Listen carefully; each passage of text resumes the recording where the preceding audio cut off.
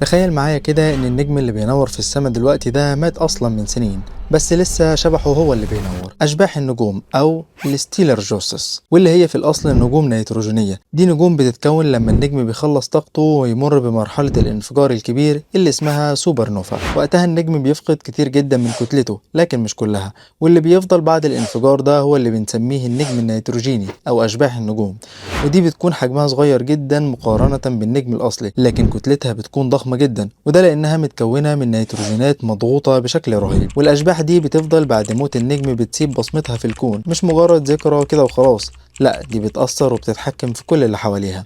وده لأنها بتفضل تشع كمية مهولة من الطاقة، وده بيظهر على شكل إشعاعات، منها الأشعة السينية ومنها الضوء العادي.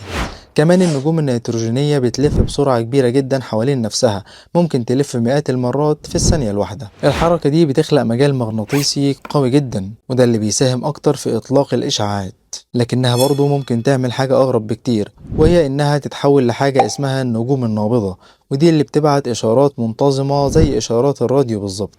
وفي البداية العلماء كانوا فاكرين الإشارات دي مبعوثة من كائنات فضائية، وعلى الرغم من إن النجم النيتروجيني يعتبر بقايا انفجار نجم ميت، لكنه بيفضل يلعب دور مهم جدا في الفضاء، وتأثيره بيوصل لأماكن بعيدة جدا عن المكان اللي هو موجود فيه.